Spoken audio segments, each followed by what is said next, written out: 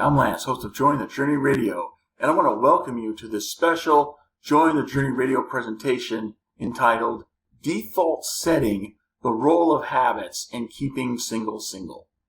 Now, I understand that with that sort of a title, some of you are going to have a perhaps unrealistic expectation of what I'm going to provide. So I want to start the presentation today by talking about what you can expect from this presentation. There's a lot of singles who look for, specifics. They want to know the specific information that they need to solve all their specific problems. And if you're coming here with the expectation that I'm going to share with you all the habits that you have that are keeping you single, that's not a very realistic set of expectations. So what we need to do is step back and say, okay, what is realistic for you to get out of this presentation? What is realistic for me to share with you? Well, I can share with you some foundational principles that apply across the board, and then you can take those principles and apply them to your own specific situation. And to help you with that application, I'm going to share with you, some of common examples of habits that a lot of singles have that are basically keeping them single. So, the time for this event is limited, and so there's a lot that I could put in under that umbrella, but, as the time is limited, there's only so much I can do. The presentation that you're going to see today is largely based on a book that's been available for free on the Join the Journey Radio website. So if you go to jointhejourneyradio.com/books, there on the books page, you'll see where you can get a link to this book. It's available for free. You can get it from Amazon. So, go get your free copy of this book because there's so much more in the book than what I could actually include in the presentation. And again, the book is free. It's not going to cost you anything except the time you spend to go get it and read it. And I highly recommend that you do that. Some of the information in the book is in this presentation, and there's going to be some information in this presentation, a little bit, not a whole lot, that's not in the book. But, if you really want more than what you see in this presentation, I highly recommend you go out and get the book. So now that we've gone and actually established some expectations for the presentation today, let's dive in. The first step towards any meaningful change is going to be self-awareness. If you're going to navigate terrain that's in front of you, it's much easier to navigate that terrain when you understand how to do it. And it's even easier to navigate that terrain when you understand how you were designed to do it. So in this presentation, I'm going to share with you some foundational principles about how you were designed to function. And some of these principles you may know, and some of them you may not know. Others you may have understood, but you didn't really understand how they were connected together. You got to understand some basic ideas about habits in the first place before we can talk about, what habits are going to keep you single. And so, how is it that habits that keep single? How do those habits do that? How do they produce that result? To get to that understanding, you've got to understand some foundational principles about habits first. So that's where we want to start. And only after we're aware of what it is that's going on inside of us can we then see more clearly what the real problem is and what it is that we need to do about it. So I want to talk to you for a moment now about biological hardwiring. We're all hardwired with our biology to operate in a certain way, to live life in a certain way. So first we need to understand that if you want different results, you need to take different action. Now, many would say that they agree with that concept with their words, but if you look at their actions, you would have to conclude that they don't actually agree with that sentiment because their actions are the same. They keep doing the same things over and over again. So there are lots of people in this world who say they want a different reality in their life, but they don't do anything different. They operate out of habit. They're living life on autopilot. And because of this, they don't really they don't really have access to all of the joy that they could have in their lives, because joy can only be accessed when we get out of that habit and we engage in making conscious choices. We're actually aware of what we're doing in the moment that we're doing it, and we're consciously choosing to operate out of habit. So operating out of habit, if that's all that we do, that's going to lead us to a very mediocre existence. And in that sense, most of us are just flat raving insane, right? Insanity has been defined as doing the same things over and over again and expecting a different result. Well, okay, that's a great definition of insanity, I think. But if you go back and you look at what is it that leads to action, it's always your thinking. Your thinking, the thoughts that you have, are always going to lead to the acts that you do. And there's no act that you do that hasn't already been a thought. Somewhere down the line, before you took that action, there had to have been a thought. Whether the action comes as a result of a conscious choice or from a habit, the action that you take is always going to come from a thought. So you've got to do thinking first, and then the action comes. So we could actually redefine insanity and have a much clearer definition if we put it in terms of thinking as opposed to doing and acting.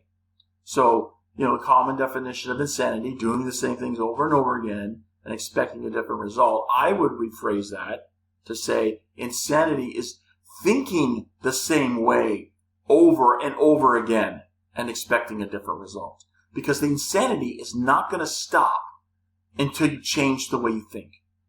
So if your life is insane because you've got results that you don't want in your life and you continue to have results that you don't want in your life, sounds to me like insanity would be expecting something different without changing what goes on up here in your head. So it's your thoughts and your actions that together produce the reality that you have. Now, our thoughts and our actions are all rooted in this thing called habit. So we need to understand habit if we're going to change our thinking and our actions in order to get a different result. Now, in many ways, habit is like a computer virus. You think about computers, right? I mean, with all the technology that we have today, and especially with, the advances that have been made and are still being made in artificial intelligence, it seems like computers are really smart. But the fact is, computers have never been smart. Computers have always been really dumb. They're stupid. They're actually dumb. All they do is follow instructions. They don't really think for themselves. All they're doing is following instructions. And a virus for a computer is simply just a set of bad instructions that produce an undesired result. The fix for a computer virus, if you have a virus on your computer, how do you fix it? Well, you've got to reformat and reboot. That's what the process is called. You reformat your computer, get rid of all those bad instructions, and then you're going to, replace those bad instructions with good instructions so that the computer gets you the results that you want, because that's all the computer does. All the computer does is follow instructions. But your brain is biologically hardwired in much the same way. Okay, we can actually have original thinking, but we're not designed to do that all the time. What we're designed to do all the time is just follow instructions. That's the way your brain is biologically hardwired. Because that's what it was designed to do most of the time, it's really good at following instructions. I mean, if you want to, here's a little productivity tip. The best way to get productivity out of your day is to give yourself a set of instructions for what you need to do.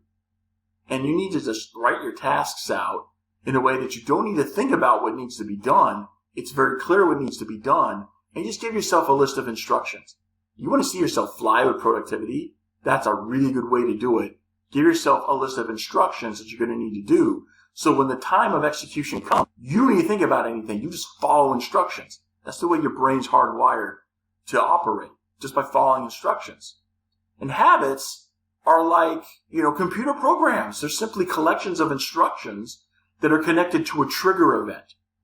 We'll talk about the trigger event a little later in this presentation, but for right now, all you need to understand is that the habit that you have is simply a set of instructions. So the trigger event occurs, and that's what gets the habit initiated. So now your brain's like, okay, I've got this trigger event. I need to go through and follow these sets of instructions that are in this habit. And boom, away you go. Okay, now, the habits that you have, some are good, some are bad. So how do you fix a bad habit? How do you fix a habit that's less effective, that's leading you to the result you don't want? Well, again, you've got to reformat and reboot. And this is, in fact, the process that the Lord has given to us for correcting the bad habits that we have in our lives. Go to Doctrine and Covenants, section 98, verse 11. I'm going to read that for you here. It says, "And I give unto you a commandment, that ye shall forsake all evil, and cleave unto all good, that ye shall live by every word which proceedeth forth out of the mouth of God." So we see here that what we need to do is forsake all evil, which means get rid of all the bad instruction, cleave unto all good. Let's, replace that bad with the good.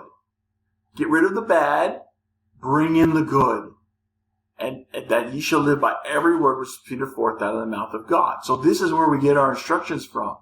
We get our instructions on how to go through life from our Heavenly Father through the channels that He has appointed. This is the way it works. And for anything that you're working in life, this is the way it works. So when we're looking at what are the habits that keep single, we need to understand how habit works. And then we need to understand, okay, once we understand habits are nothing more than a series of instructions, then it's just a matter of taking out the bad instructions and replacing them with good instructions. That's so important. So how do we go about this process of reformatting and rebooting ourselves so we get rid of the bad instructions in our habits and replace them with the good instructions? Well, the first place we start is by examining our assumptions, because assumptions control our perspective on the world.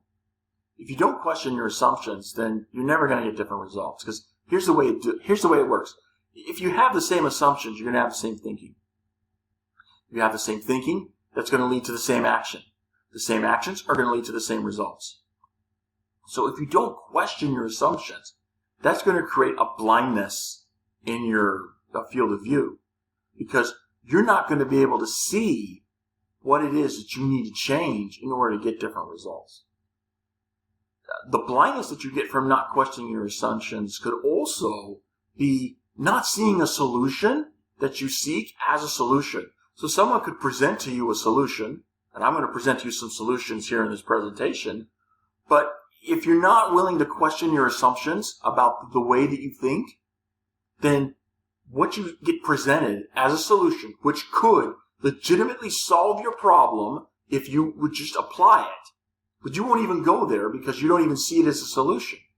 You're going to be like, well, why don't you want to try this? I will not try this because it doesn't even look like it's going to work. You're not willing to question your assumptions on the way that you think. You're not willing to make those changes here, and so you're not going to get any changes out here. That's the way it works. So you have to be willing to question your assumptions so that you're not blinded to solutions that, maybe just right in front of you and you're not even able to see it. Now, many singles think that they don't need any of this. I start talking this way and a lot of singles get turned off. And I can tell right there, those are people who are not willing to question their assumptions. Okay? All these people want is just a quick fix to their solution. Okay? Just tell me what the steps are I need to take to get me what I want. Well, what you really want is not a quick fix. What you really want is not a Band-Aid. What you really want is something that's real, that's powerful, that's holistic, that changes you into somebody where that problem doesn't exist anymore. That's what you really want. Okay, so, you got to get rid of this thinking that says, just tell me what I need to do to get married to my true love, who's going to love me forever and love me just for me without me having to make any changes in my life. Okay, real life does not work that way. So many of us just want the solution. We don't realize the solution is much more involved with what's going on inside of us than what we really want to hear. What we really want to hear is that the solution that we want is there in our backyard, and you don't have to do any work for it. I don't have to make any changes for it. Essentially, we want a consumer product. right? We want a consumer product, but that's not going to solve our problem because people are not consumer products. So if you really want to get to the solution here, you got to be willing to question your assumptions, be willing to examine the way that you think, because that's the way it all really comes down to. And while we're on that topic of, questioning assumptions, here's an assumption that a lot of singles have that lead to habits of thinking that actually keep them single. The thought goes like this: my problem is that I'm single. So in order to solve the problem of being single, I need to figure out how to get married. But when you step back and you just take a look at everything and you understand the way habit works, you understand how your thoughts lead to the reality that you have, when you step back and you consider all of this, you begin to see that that's really the wrong way to think. That it's that way of thinking that's the actual problem. It's not thinking that your problem is being single, because being single really isn't your problem. Your problem is not being single. Your problem is trying to belong to a culture that is centered on something you don't have. That's the real problem. So the problem is not being single per se. The problem is trying to find acceptance and belonging in a culture that says, in order to belong, you have to have something that you don't now have. That's the real problem. And, there were a lot of years in my life that I spent in misery because of the way that I was thinking. I thought for a long time that my problem was that I'm single and I've got to solve this problem of being single. But it was that thinking that was keeping me back from experiencing the joy that I could be having, from making the contribution that I could be making into the world and helping other people live better lives. Relieving their pain, relieving their suffering, consoling them, comforting them, giving them solutions to their problems in any aspect of life. We all have contributions to make, and every contribution matters. Every contribution can make a difference, no matter how big or small. No matter the content or, the background or any of that stuff. We all have a contribution to make. We all have the ability to make that contribution. And it's by making that contribution that we bring joy into the lives of other people. And that is the process of bringing joy into your own life. It was only after I did the deep digging into myself that I could see, hey, wait a minute. I've got these habits I've been playing out, and here's some bad instructions in these habits that are leading to the results that I've had in my life that I don't want. So if I want to quit having those results, I got to change these instructions and these habits that I have. But many singles, they never even get that far because they're so engrossed in the idea that their problem is their marital status.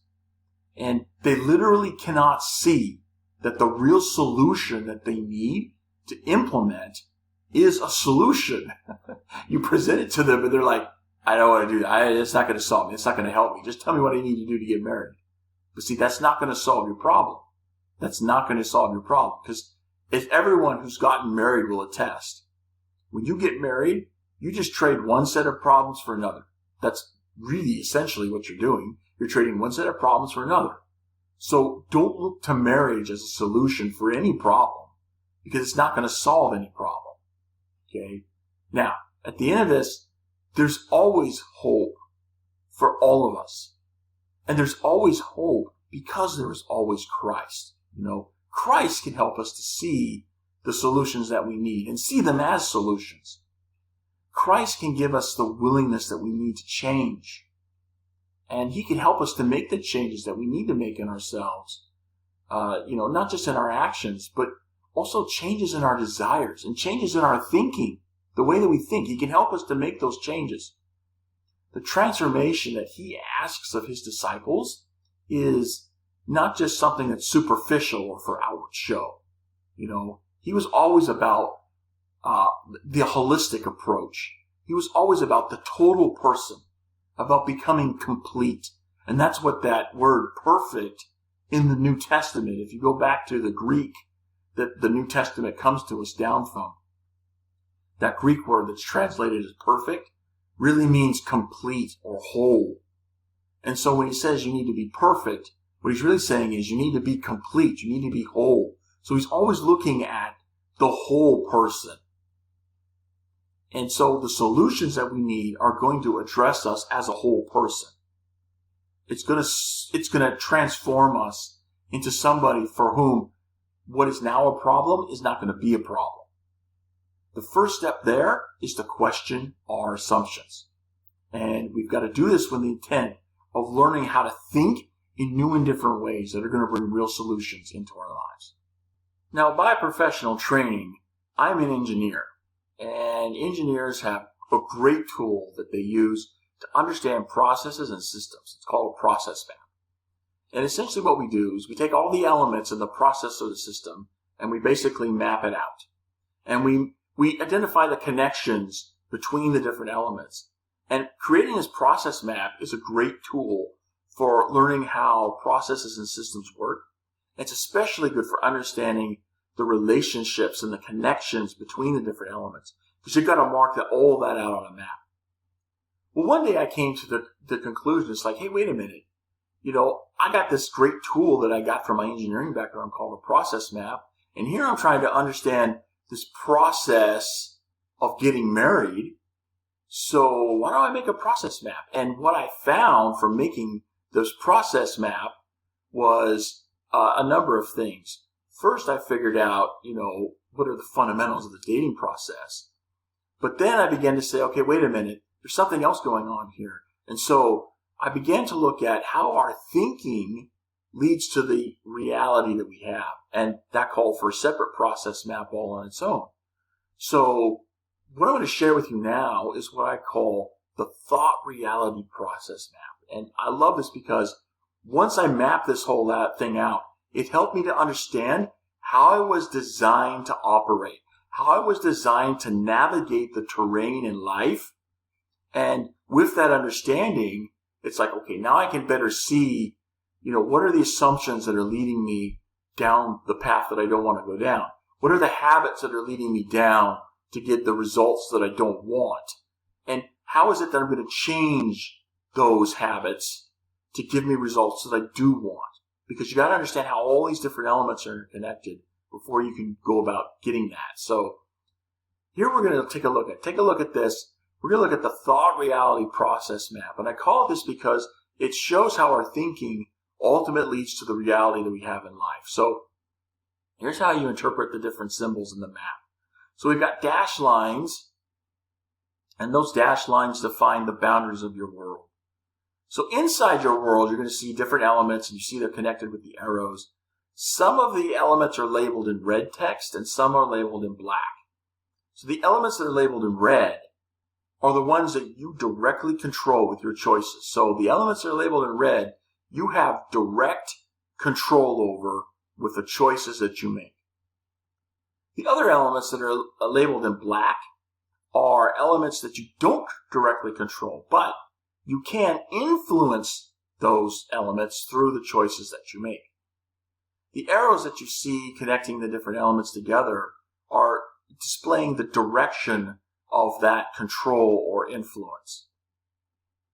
Now, the key principle to understand by looking here at the thought reality process map is that this process operates whether or not we're aware of it and regardless of what we choose. So, we don't have to be aware of, the different connections between these different elements in order to be, in order for the process to operate.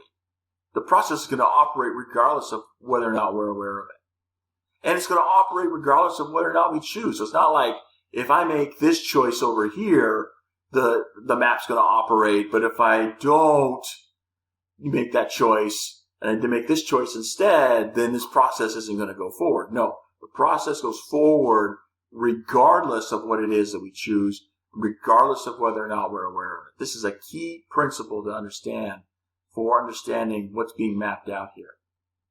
Whatever experiences I have, it's always going to lead to my results. So if you look at this, it's like, the experiences that I have are always going to lead to my results. That's going to happen regardless of what I choose.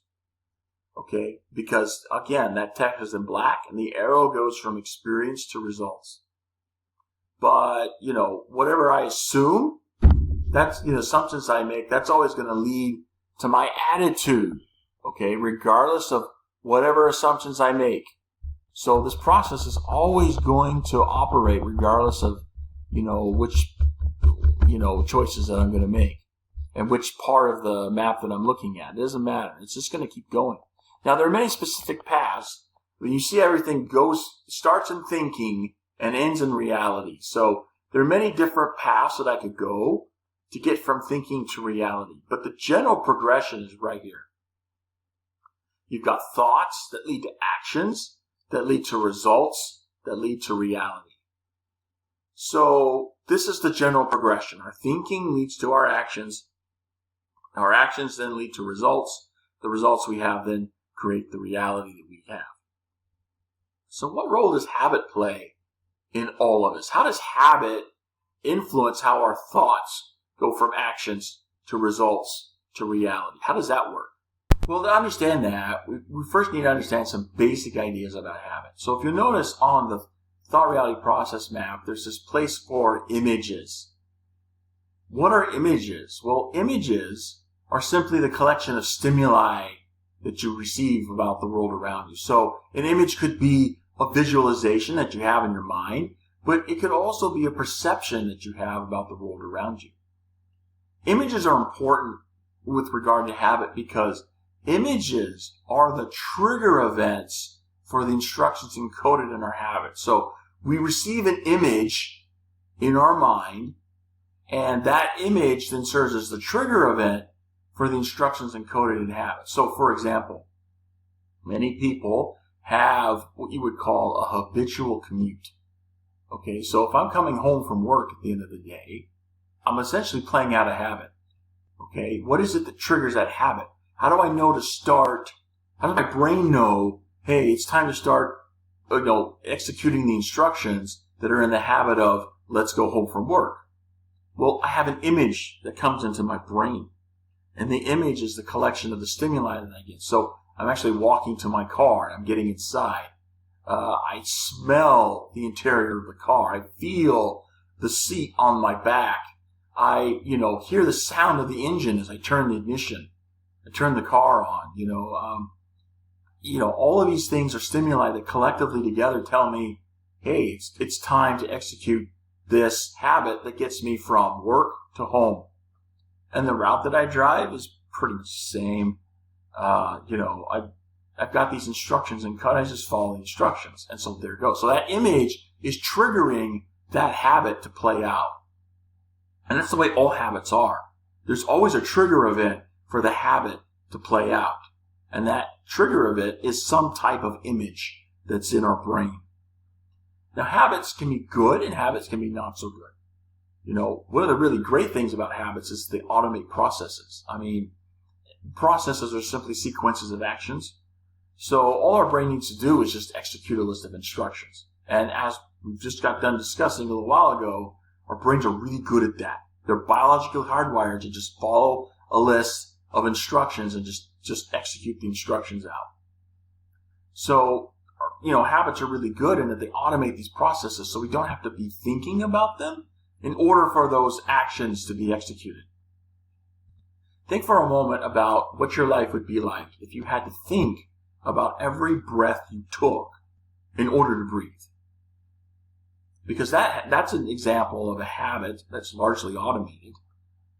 And, your life isn't going to be all that great if you have to think about every breath that you're taking before you take it. So, habits are really great in that they allow us to automate things that need to get done without us having to think about them. But there's a not so great side to habits. And, one of those really not so great sides is that when you play out a habit, you're not thinking. I mean, this is ironic, right? It's like the very thing that makes habits great also makes habits not so great. Okay? Because when you're playing out a habit, you're not thinking. You're just executing instructions. Okay? And it's the image, not the results, that trigger a habit to play. This is very important. Not the results that trigger a habit to play. It's the image. So when you see an image, boom, your mind goes into, okay, what's the habit associated with that trigger? Execute the habit. follow the instructions in that habit. That's the way it works. So you could be getting the same results over and over again, and those results could be very negative. They could even be very painful, and you're going to repeat those instructions in your habit over and over again, because it's not results that trigger the habit to play or not play. It's the image. It's the image you have in your mind. So many people are encountering failure repeatedly over and over again, seemingly out of habit, because, you've got a habit that's leading you to failure.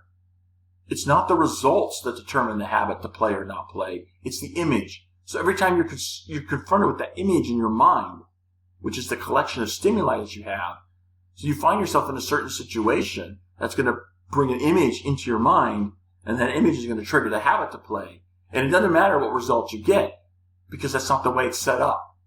Okay? So now it's time for us to do a Dorothy. Let's pull back the curtain, and let's see the wizard there on the other side. Let's figure out, okay, how do we actually do this? How do we make the changes in ourselves so that we get the results that we want? Now, the answer to that question is going to be a little different for everyone, because we're all a little bit different. But the basic idea is the same. We're going to apply these general principles that we just got done talking about here for the last, half hour or so. And we're going to start applying those ideas to our own individual lives so that we can get the solutions that we need. The first concept that we need to learn, okay, so this application of the ideas that we've got, right? So our brain is hardwired biologically to process instructions. That means you are biologically hardwired not to think. Have you ever had to think for long periods of time? I mean, clearly our brains are capable of coming up with original ideas. There's this thing called creativity. That all comes from the brain. But we don't do that all the time. We're not doing that 100% of the time. Just like 97% of everything we do is in couch and habit. That means no more than 3% of what we do is coming from original thought. So we're clearly not designed to be thinking all the time. And any of you who have engaged in intellectual work, who have had to think for long periods of time, this is why a lot of people that are intellectual knowledge workers, they come home at the end of the day exhausted. They haven't done any manual labor, but they're exhausted. Why? Because you're trying to get your brain to do something it wasn't designed to do. That's why people who have to think for long periods of time get headaches. They get headaches, and their brain is hurting because you're trying to get your brain to do something it wasn't designed to do. So that's the whole reason why we have habits. So we don't have to think all the time. We get stuff done without actually doing them. Okay, that's the great side of habits. But you got to understand that you're hardwired not to think. You're hardwired to just follow instructions in a habit. And you're always going to follow these instructions when it comes to habits. Because that's, again, your brain is hardwired biologically to just follow instructions encoded in habits. So that means when it comes time to execute the habit, you're going to follow that habit. You're always going to follow the instructions that come in the habit. Okay, because that's what you're designed to do. Okay, so when the habit gets triggered, you're not going to fulfill some other set of instructions. You're going to fulfill the instructions that are encoded in your habit. That's what you're biologically hardwired to do. You don't execute these instructions because of their result. Again, it's not the result that has anything to do with the playing out of the habit. Habits will play out irrespective of the result. You execute your habit simply because it's yours, not because of some result that it's going to give you. I mean, otherwise it's like if we got a bad result from playing out a habit, we would never play out that habit again. But yet many of us are playing out the habit again and again and again and again and getting failure and getting results that we don't want over and over again. The results have nothing to do with playing out the habit. Nothing. It's all about, it's all about encoding the instructions that you want to play out, and you play them out because they're yours. I mean, your brain goes looking for the habit that's associated with the trigger event, and then plays out the habits that you have, not habits someone else has. It plays out the habits that you have. So you've got to understand that, because, if you want to change your habits, you got to change the instructions you have, not somebody else has. Too often we compare ourselves to other people, and we say, Why can't I do what that person did? Or why can't I be like that person?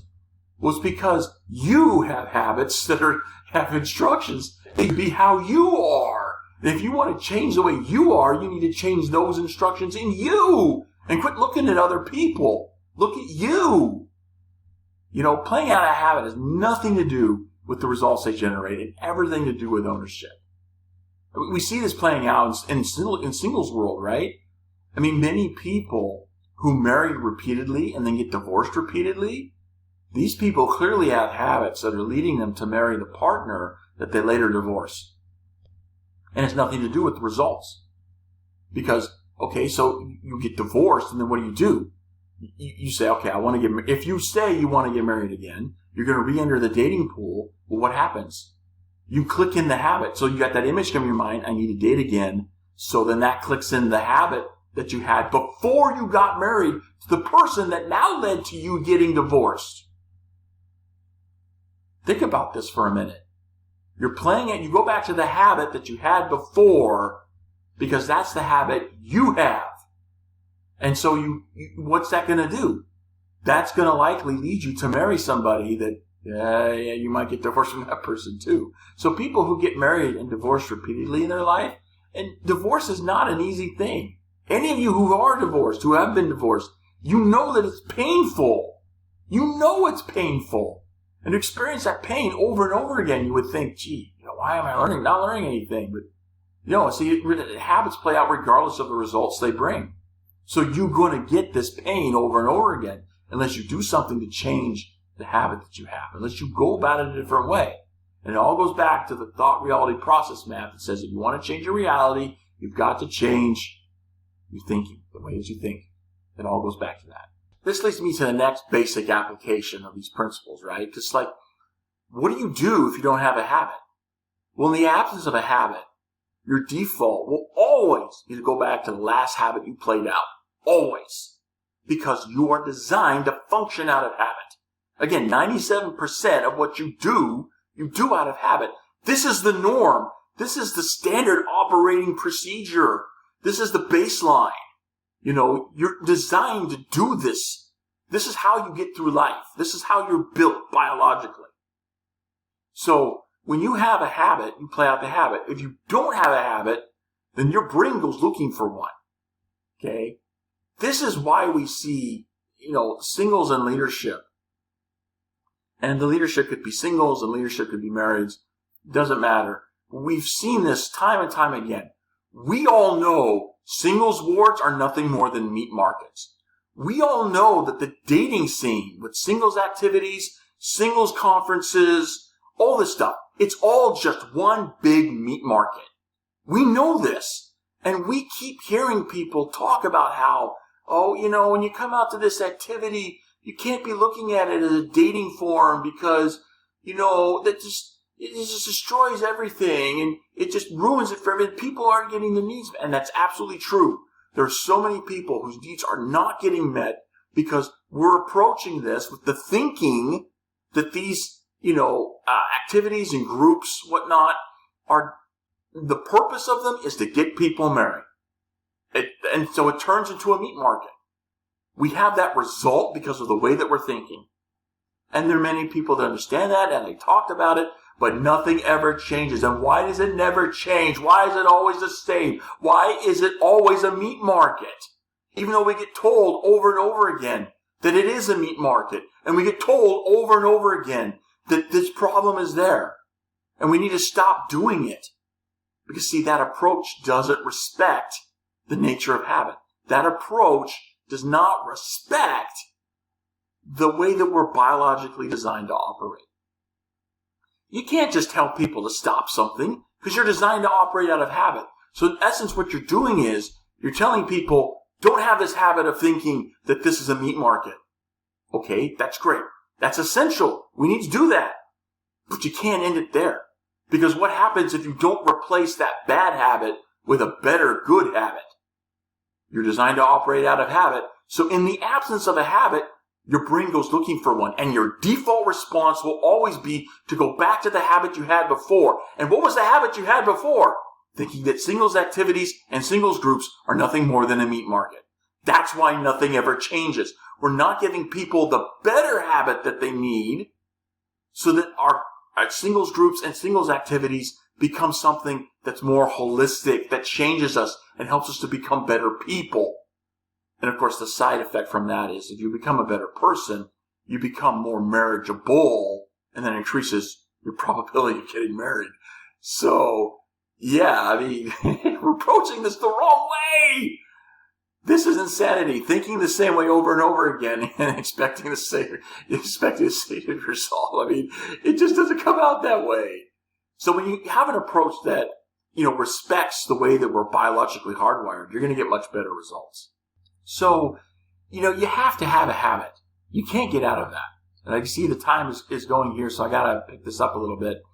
You have to have a habit. You can't change that. So if you want to get different results out of your life, you've got to change the habits that you have so that they give you the results that you want.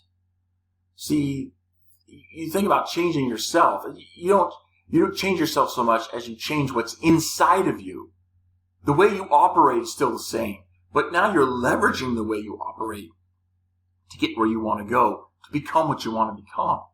So you have to make changes inside of you. Change the list of instructions from being, less effective to being more effective. Now, a key principle in helping us do that, we actually get from Star Wars. And, surprise! Star Wars is actually based in the gospel. I mean, yeah, go figure, man. I mean, the Star Wars saga, it's like another book of scripture. Well, maybe not that far, but there are some principles of truth that we do find in the Star Wars saga. And we're going to look at now is a clip from episode 1, which, okay, I know what a lot of you are thinking, and I agree with you. Episode 1 is by far the worst of all of them. But we're going to look at this key part of the movie because it gives us an essential principle that we need to apply the things that we've learned about habit and to use those principles that we've learned about habit to make the changes that we need to make in ourselves. So check this out. The Force is strong with him. He is to be trained then? No, he will not be trained. No. He is too old. He is the chosen one. You must see it. Clouded this boy's future is. I will train him then. I take Anakin as my Padawan learner. An apprentice you have, Qui-Gon. Impossible to take on a second. The code forbids it. Obi-Wan is ready. I am ready to face the trials.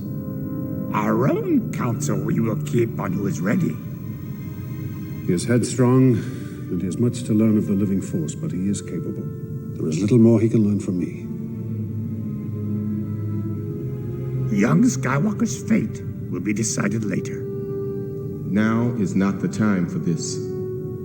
The Senate is voting for a new Supreme Chancellor, and Queen Amidala is returning home, which will put pressure on the Federation and could widen the confrontation. And draw out the Queen's attacker. Go with the Queen to Naboo and discover the identity of this Dark Warrior. This is the clue we need to unravel the mystery of the Sith. May the Force be with you.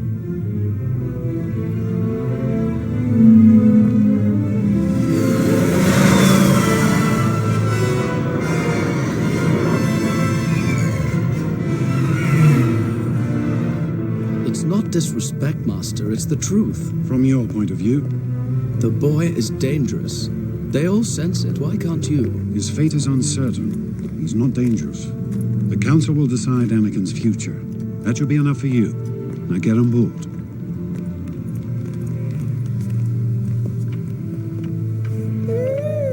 Qui-Gon, sir.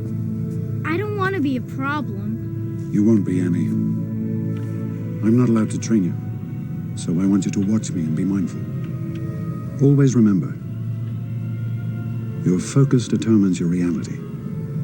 Stay close to me, and you'll be safe. Wow. I mean, think about that, right? Your focus determines your reality. Okay, so for those of you who are longtime listeners, of the Joy in the Journey radio program, you know that this is a principle that I keep harping on back to because it's so fundamental for changing our lives and bringing more joy into them. You can do this without becoming any less single. You don't need to be married to have happiness in life. You can experience real joy that just transforms you inside. And you're no less single than you were before. And I'm telling you that it's so true. And it comes back to this principle of your focus determines your reality. People who have a negative focus will have a negative reality. I mean, think about it. People who complain all the time, they're not very happy people because they're focused on what's wrong. They're focused on what they don't have. When you focus on what you don't have, you have a reality of lack because your focus determines your reality. So when you're thinking about all the time about what you don't have, then the reality you're going to have is one of lack. You're going to feel that your life is lacking something. Whereas people on the flip side of that coin, it works the other way too. Because people focus on the positive, they have a positive reality. So if you focus on what you do have, you have a reality of abundance. You haven't really acquired any more material possessions. You haven't really changed so much anything about you except something that's on the inside with the way that you think. And that makes all the difference. You can change your realities by changing your focus. People who focus on what they can't do, they're focused on, what other people say they can't do, or they're focused on what other people have done to them. They have this victim mentality. What's their reality? When you take that way of thinking, you always have a reality of feeling powerless. Okay? You're filled with pessimism. You're filled with hopelessness about the future.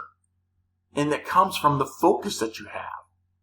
Whereas on the flip side of that, people who focus on what they can do, on what they're able to do, these are people who have a reality where they feel powerful. Not powerless, powerful. Because they've adopted a victor mentality. They put off the victim mentality and put on the victor mentality. And these are people who are filled with optimism. And they're people filled with hope about the future. They're no less single than they were before, but everything has changed for them. Because they changed their focus. They changed their way of thinking. So that, they get the reality that they want. This is a key principle. Now, at this point, I know what some of you are thinking. Because I thought this way too. You're thinking, but my focus doesn't matter. Because other people choose against me. They make choices against me. And their choices are outside my control. So there's nothing I can do about that. Well, let's take a look again at the thought reality process map that we looked at earlier. Note that other people are indeed outside your world. They do influence your experiences, but they don't have the final say on your results or reality. And hey, you know what? The bottom line is, these people are making choices, but you make choices too. You can make choices too. Remember, we focus on what we can do. That's going to fill us with power. We're going to make us feel powerful. It's when we focus on what we can't do that makes us feel powerless. And if you're always focused on what other people are doing and the choices that other people make, you're always going to feel powerless. So the way to feel powerful is to change that focus and say, I'm going to focus on what I can do. What can you do? Well, look at the items that are in red here on the thought reality process map. This is what you have direct control over. You make choices regarding every one of those elements. You make choices regarding your actions. All these choices that you make regarding the way you think and all this other stuff, it all leads into action. Look at the map. It all leads into action. And so those choices that you make directly determine your actions. And those actions determine the experience that you have. And it's not just influencing your experiences, but also the experiences that other people have. Let's flip this over. Because your choices are going to be other people's choices on their thought reality process map. And so, the choices that other people make regarding you are influenced by your choices, by what you do, and how you wield that influence can make a huge difference, especially when it comes to dating. Because in most cases, most people are making choices as a habitual response to the choices that you make. So what you're really presenting them is an image. And an image is going to be the trigger event for a habit that they play out. So if you want people to change the way that they respond, yeah, they have choices over a lot of their response, but don't deny that the choices you make in providing them with a certain image that will be triggered to a different habit than the one you see them playing out is going to have an influence in the choices that they make regarding you and the experiences that you have in your life. Again, where is your focus? If you focus on how something's not going to work and you keep thinking about this isn't going to work, then the reality you're going to have is going to be one where, what's presented to you is not going to work. But if you change the focus, change the way you think inside and say, I'm going to focus on how something could work, then you're going to be filled with a reality of possibility of something that says, yeah, this could work. I could have the future that I want for myself. I could have the life that I want for myself. I could be living that life.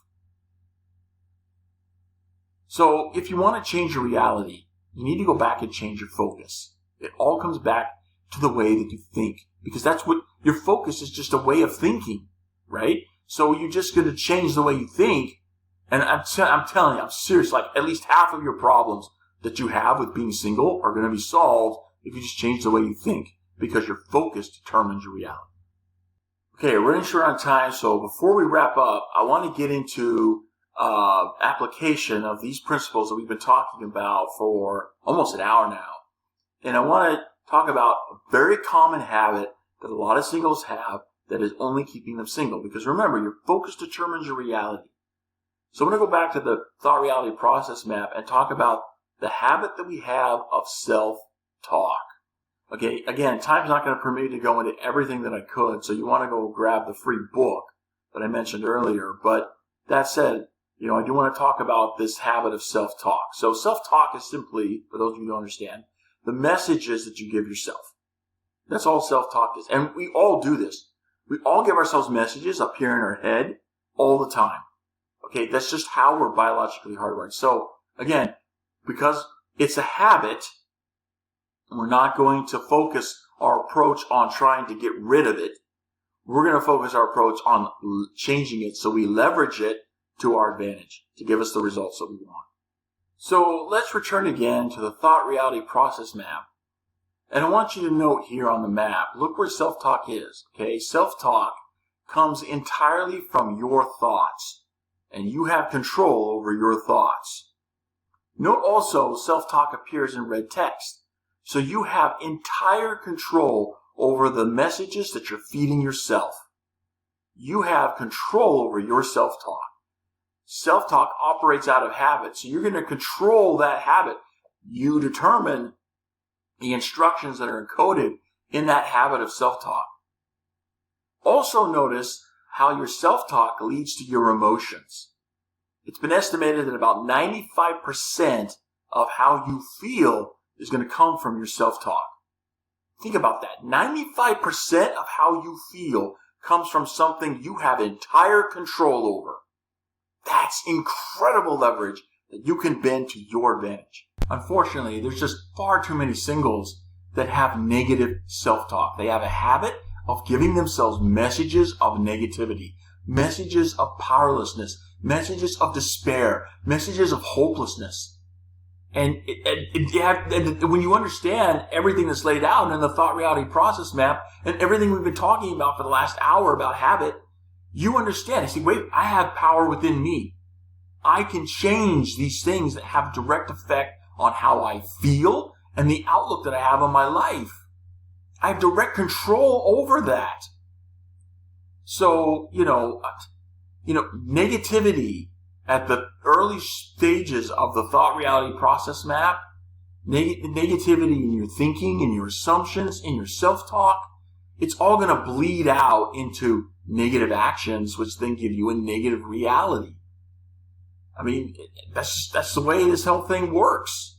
So if you want to make positive changes that are going to last and have more than just a Band-Aid approach to your problems, you want a real solution, you want to make positive changes that last, then your approach has to respect the nature of habit. you have to respect what's outlined on the thought reality process map. Because self-talk, which operates out of habit, okay, if you approach it in a way that doesn't respect habit, you're not going to really solve your problem. So our primary goal here is going to be, let's replace the less effective habit and, not just remove it, we're going to replace it. So the first step to that is awareness. So very quickly, let me go over here some common examples of negative self-talk. And, if you recognize any of these examples of negative self-talk in your self-talk, then you need to commit yourself in this moment to recognize the moments when these messages begin to appear in your head, gain some awareness of the habit that's playing out. And then in that moment, the idea is to catch yourself before the habit plays out and disconnect it and reconnect it to something better. So you're going to give yourself a message that you're going to replace the message you already have with. So let's take a look at this. We know that negative self-talk leads to a reality where you feel powerless. But positive self-talk is going to give you a reality where you feel powerful. So we want to replace the negative self-talk with the positive self-talk. So let's look at an example. Here's one that's common in my life, and I still struggle with this one. I'm such an idiot. I can't believe I did that. How many of us think something like this to ourselves? We get that image that comes into our mind, and then instantly that habit plays out. We're like, yeah, you know what? I'm such an idiot. I can't believe I did that. Well, you got to catch yourself in the moment before you play that habit and replace it with a better habit. You have to have a habit. So give yourself a positive message. In the moment when you're about to say, I'm such an idiot, here's what you can say instead. I can perform better. I'm just not there yet. Give yourself a positive message to replace the negative message that you have habitually. And if you keep catching yourself over and over again and making that replacement, eventually the old habit gets replaced with a new habit. And then you just operate out of habit that leads you to the place where you want to go. Here's another example, common among singles. I'm just not good enough to attract a good companion. Okay, so here it's good looking enough, but you can replace that with, good in any sort of sense. I'm just not good enough to attract a good companion. Think instead, I can improve myself to be attractive enough to my true love. Again, you don't really want to be attracted to everybody because you're not looking to marry everybody. Change the way you think. You got to have an approach that leads you to the results you want. So if you really just want to marry one person, and that one person is your true love, then all you really need to be interested in is what's attractive to your true love. That's all you really need to be interested in. Too many of us are thinking you got to be attracted to everybody, but you don't. You just need to be attracted to your true love. And you can improve yourself to become a better you, to become someone who's more attractive to your true love. And that's where we should be focusing on with our efforts and our energies so we get the results that we really want. Here's another one. I judge every book by its cover. If the cover isn't good enough, what does the rest matter? So many of us make assumptions on people based on external appearances. But here's what we really need to be thinking instead. I want to read the book before I evaluate it. The cover matters, but so do the contents. The contents matter just as much, if not more, than the cover. And so, we need ways of thinking in the ways that we approach dating and the habits that we have as we approach dating that encourage us to give people a fair chance at assessing who they really are. You're never going to know who a person really is on first impression.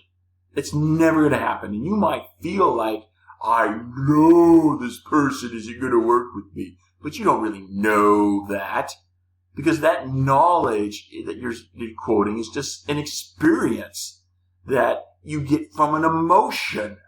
It's a feeling. And feelings are fickle things. They change with the weather. So that's not real knowledge. Real knowledge is something that doesn't change with the weather. Real knowledge is something that comes from experience. And so you want to give people that multiple chance to have that experience before you start assessing them. But we have so many habits that encourage us to not give people that fair chance, to not delve in to find out who they really are as people, to really understand who they really are, and to give them that fair assessment. We don't have habits to do that.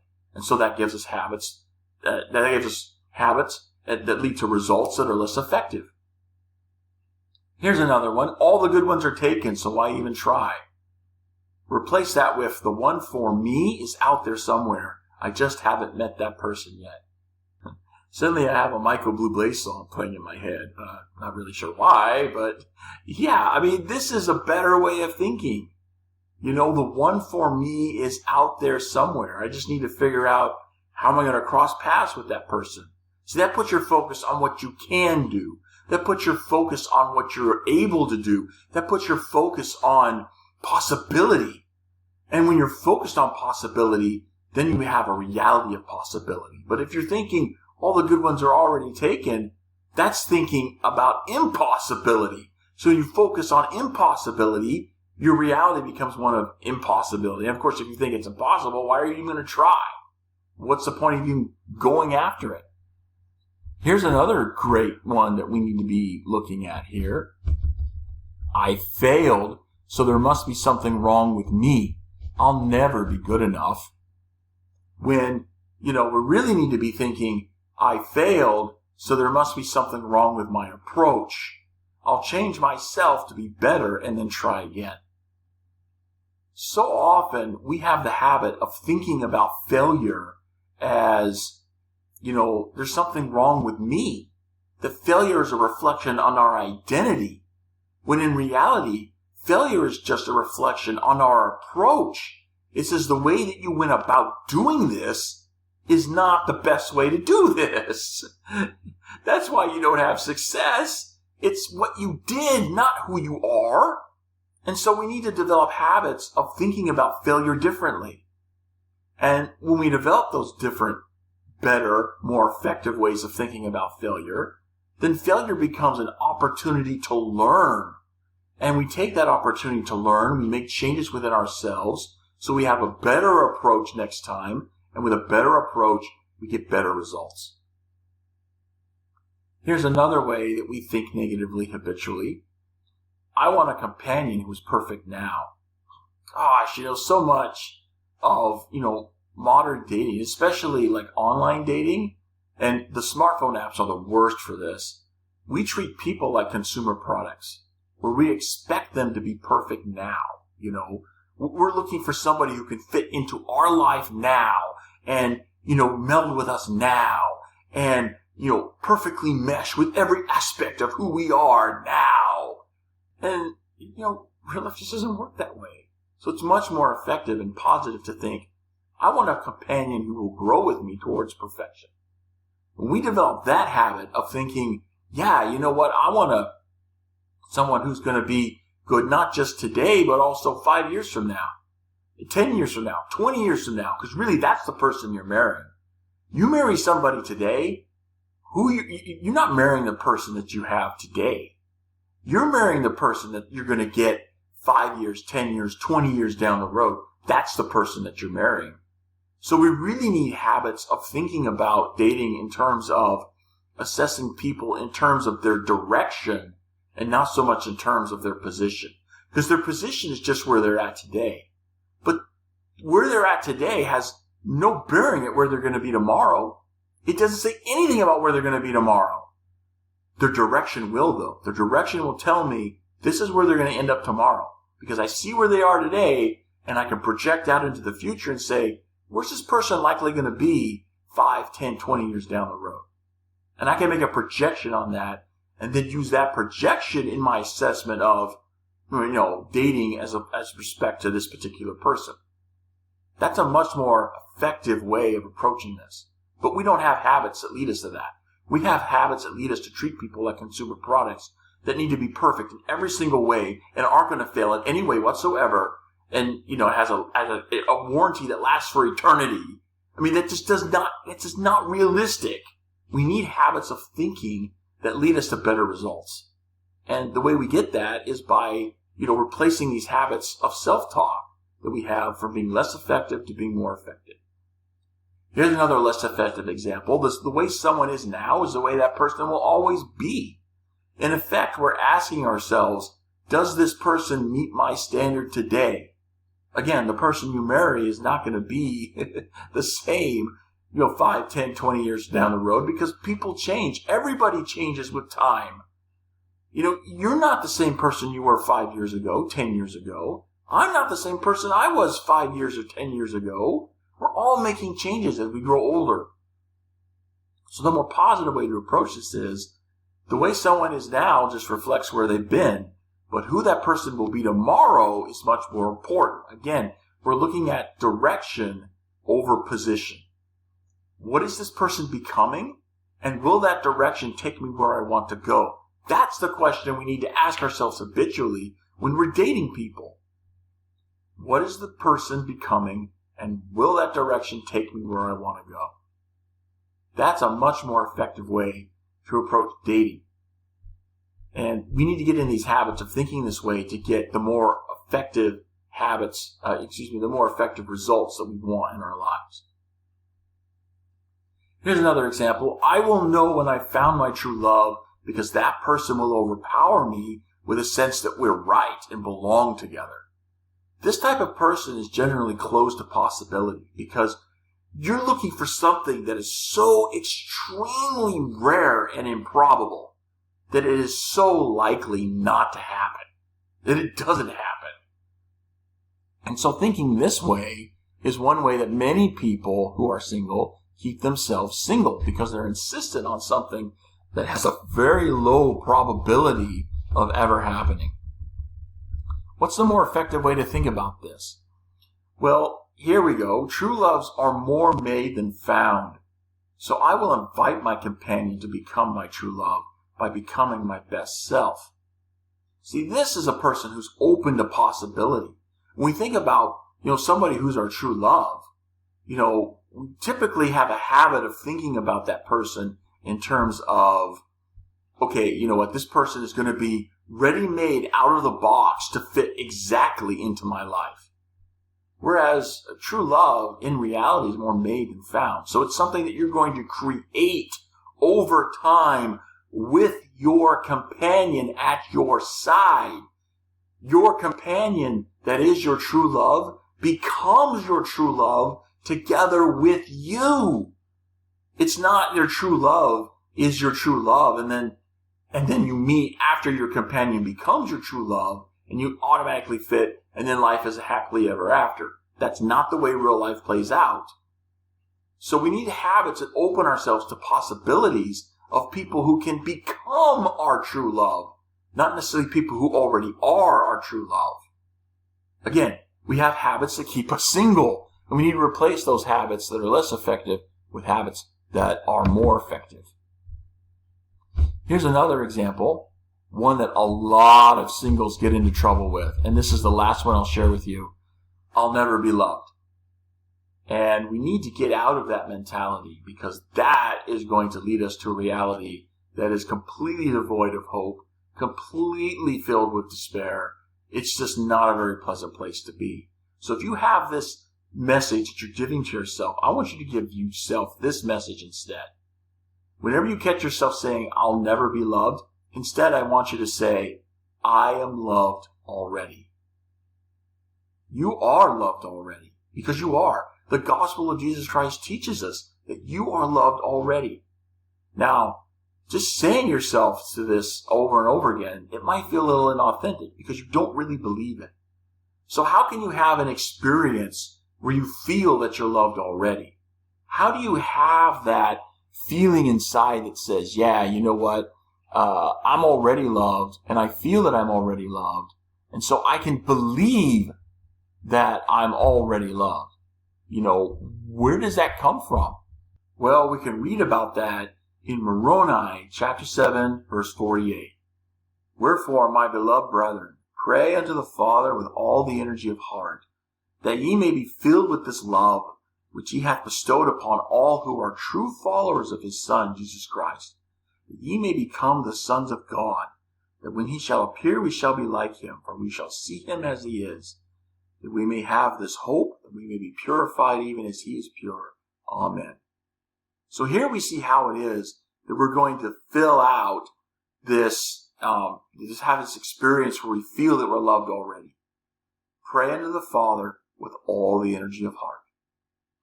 That's all we really need to do. And if you do that with all the energy of your heart, your Heavenly Father, who loves you tremendously, more than you can even possibly imagine, He's going to give you an experience where you feel inside that you are loved immensely. Now, it may not come in the moment that you want it to come. It's going to come in the way that He knows is best for you. In the way that you will feel that love. Some of us need a little bit of time after that prayer to get to a moment where it's really going to impact us more. We're really going to feel the depth of that love more, so that we remember it more, so that we believe in it more. The timing of the answer to your prayer to feel loved may not come in the moment that you want it to come, but it will come, because our Heavenly Father loves each one of us tremendously, more than we could possibly fathom. So when we pray to have that experience, to feel loved and to know and to believe that we are loved already, He's going to give us that experience. And when those thoughts of self-talk come to us that say, nah, I'll never be loved, we can replace that. In that moment, we can catch ourselves and replace that with a habit of self-talk that says, no, I'm loved already. And here's the proof of it. I have this experience from a prayer that I offered to my Heavenly Father.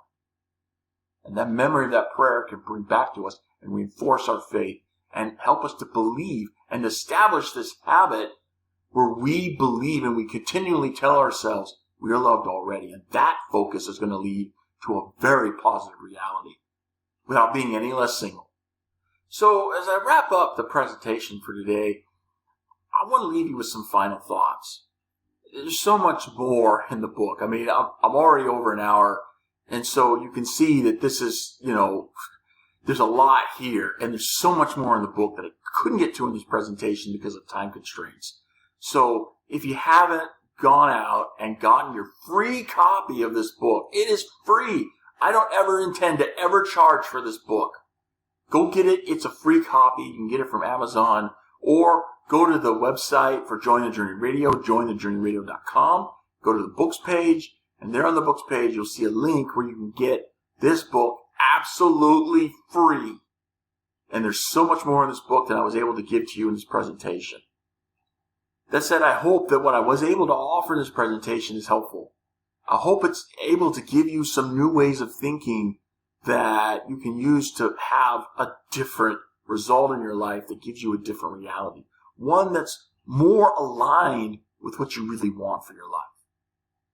So, as we close out this presentation today, I want to leave you with a final question. Will your habits produce the results that you want in your life? Will the habits that you have right now lead you to the results that you want in life? We're all designed to have a habit. We have to have a habit. That's how we're biologically hardwired. So, will the habits that you have already put into your life, will those habits lead you to where you want to be?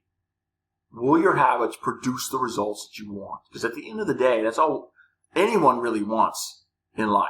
We all want results at the end of the day. Results, though, as we've seen, come from action. Action is based in thought, and these processes are habitual. So will the habits that you have of thinking and doing lead you to become what it is you want to become, give you the result that you want? If not, then it's time to replace those ineffective habits with more effective ones. Ones that will lead you and bring you to the life that you want. So reformat and reboot yourself. Make conscious choices that make your life phenomenal.